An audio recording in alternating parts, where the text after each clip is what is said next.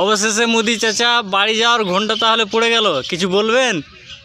বলবো আর কি, লেবার তো সব খাসতে গেছে, কি করা যায়, তাপের দিন তাপ সহ্য হয় না, যুবক যুবক লেবার তাপ লেগেছে, অসুখে পড়েছে, জ্বর হয়েছে, সর্দি গরমি ধরছে। তো যারা বয়স্ক লোক আছে ওদের তো আরও ক্ষতি করছে। আচ্ছা, তো যুবক লেবারগুলো মানে অসুস্থ হয়ে যাচ্ছে। হ্যাঁ, তো শেষ পর্যায়ে বাড়ি যেতেই হবে যেমন করেই হোক। দফাদার কি বলছে? দফাদার আব্দুল হক তো মুখে মুখে হুড়কিলাই, এমনি কোনো সামনাসামনি, কিন্তু তো হ্যাঁ পুকুরের ধারে ছায়াতে উপরে বসে আছে বা মুখ দালালি করছে।